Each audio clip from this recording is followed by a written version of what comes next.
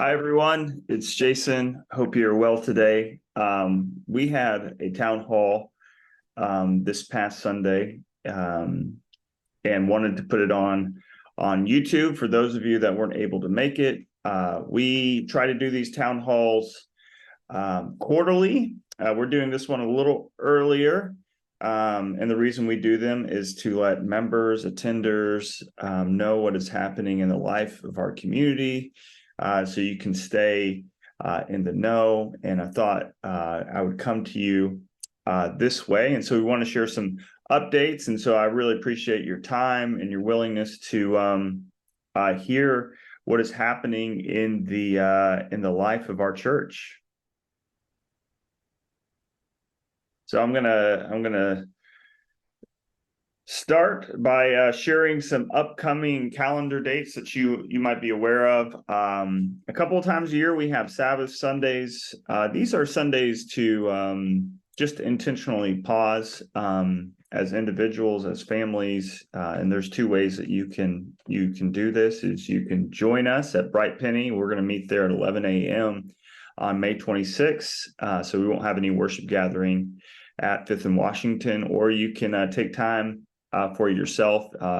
Encourage you to do either of those things, whatever is best for you. We are really excited because on June 9th, we're having our Storied Church 5th anniversary celebration and a couple really exciting things. We love to invite people that have been a part of Storied Church, invite people who have been a part of our story in the past 5 years. And just to celebrate being a part of the community and also recognizing that our church is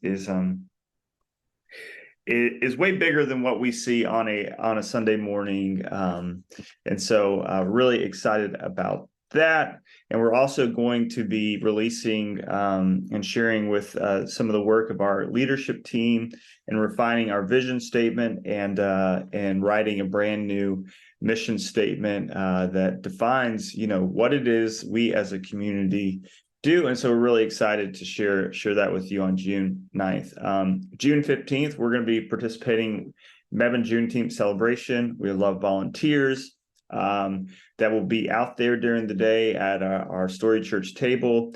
You can contact Amy and she'll tell you all the details you need for that. But last, for this summer, we're really excited about our kids' summer serve, which is July 25th through the 27th. If you know your neighbors' kids, or if you would like to volunteer yourself, we would love, as we start a new project, we would love your commitment, your support. If you want to help us out financially, we would love that as well. We're going to be connecting kids to learning, serving opportunities with Habitat for Humanity of Alamance County, Benevolence Farm, and also Transcend Alamance. So we'll get to learn about nonprofits doing really great work in our community. So we're super excited about that. Make sure you sign your kids up, let other people know about it. Those things go a long way for us. The United Methodist just had a general conference. If you didn't know we're a United Methodist, you know now. It used to be this kind of thing that we would share with people, like, yes, we're United Methodist, but here are some things you need to know about our lives. We don't feel like we have to say that anymore, which is we are grateful that we can just fully live and express the way that we feel God has called us to live.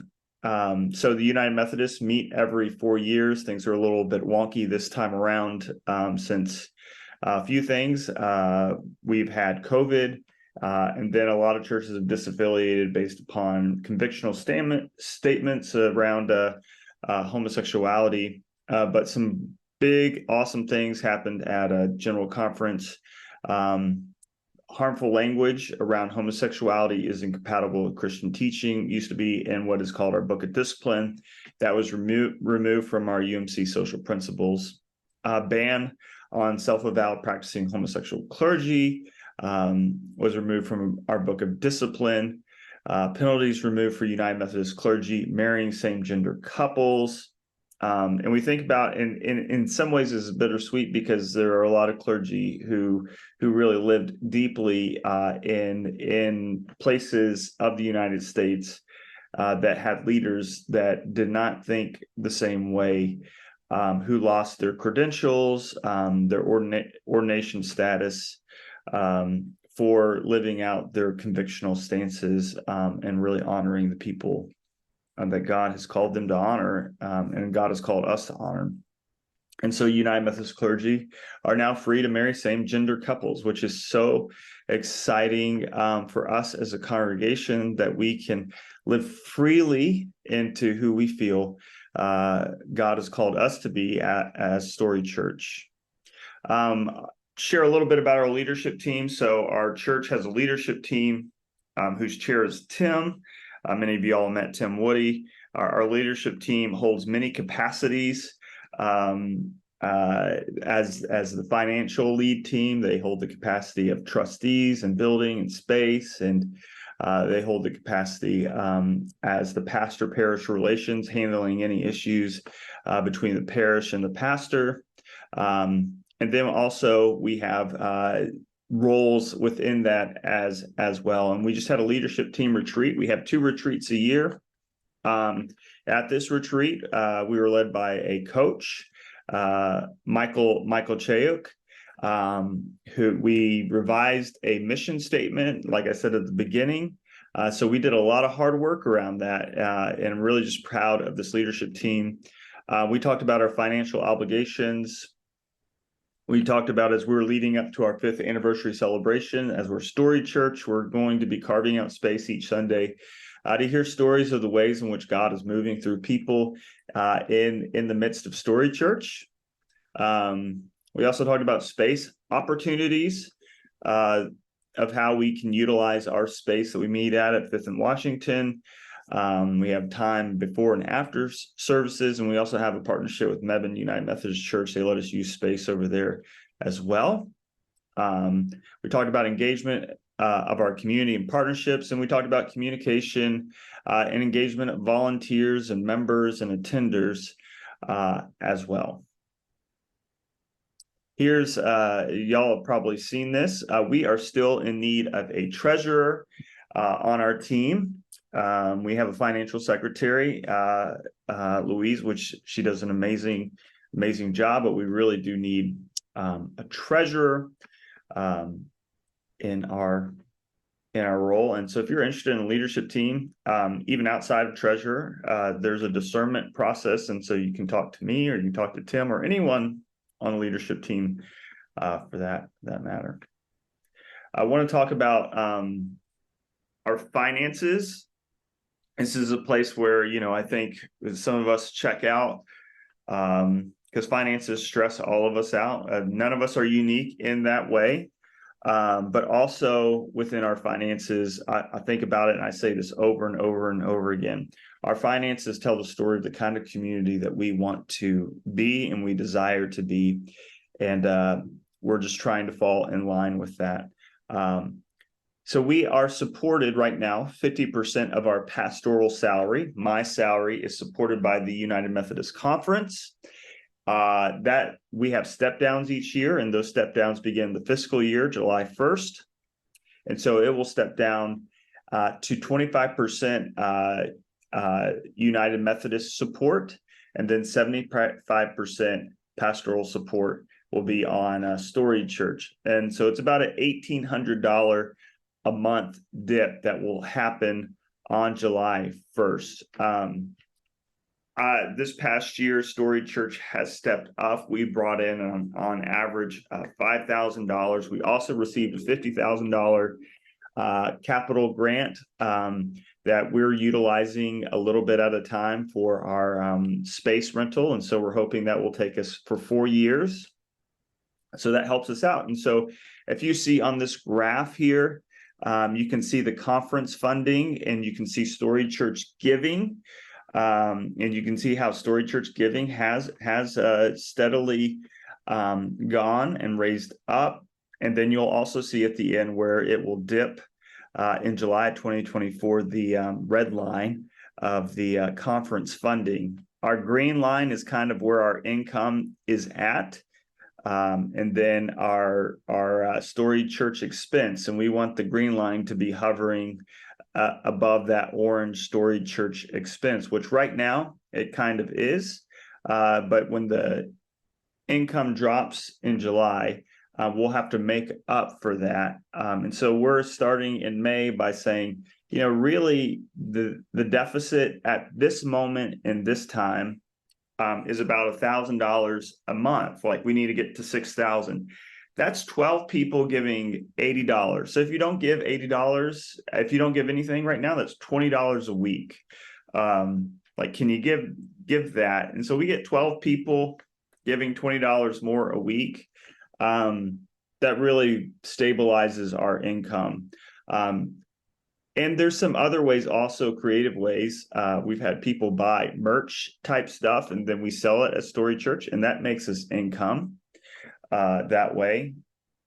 We're selling the coffee, which is making us, we think as we look back, we hope that it is making income. We had to buy product ahead of time, but that's raising money, people supporting that. We're thinking about doing a yard sale. So if you have an idea to bring in income for Storied Church,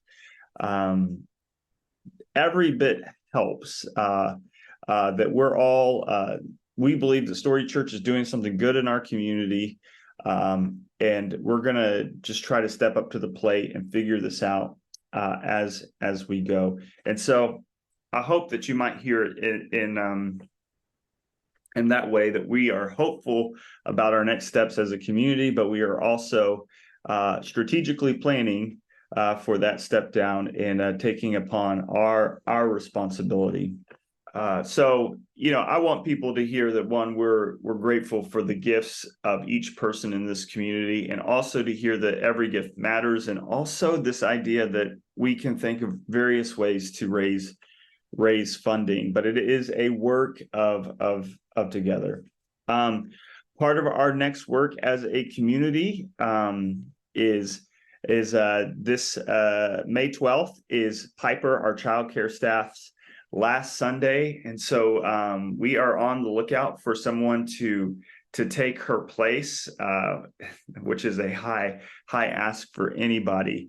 We are so grateful for her and for the way that she has loved kids, and we're so excited about her next steps on her journey. We're going to be honoring her this Sunday, and so I hope you'll come and be a part of our gathering this Sunday. But if you know anybody, if you have connections with your local principal or school, with teachers that want some extra income during the summer, they can go to storychurch.org/hiring and get the details about the job description, and we would love their application. That being said, we might need volunteers, and so be ready for to see an email maybe of being able to step up to the plate. It might not be your cup of tea, but we will need just to make sure that we're maintaining safety, also that we're maintaining an environment for our kids that really emphasizes our values. We've had families come the past couple of weeks with new families, new kids. We want to make sure there isn't a bump in the road, that when new families come, we can connect them to the people that will be taking care of their kids. And so I just want to say thank you ahead of time for helping us out. I'm so grateful for our next steps. I am hopeful, I'm encouraged, and I can't wait to celebrate on June 9th this past year. It seems like sometimes time flies, but then there are moments when we stop, like we will on June 9th, and we go, oh my gosh, that happened in this year. That feels like forever ago, when something was like 2 months ago. And so I'm really excited for that. If you watched all the way to the end, thank you. I really appreciate it. I hope you have a great day. Feel free to drop a question in the comment, or to reach out to me or to Tim or anybody on the leadership team with questions that you might have, and would love to give and get you an answer for that. All right. Have a great day.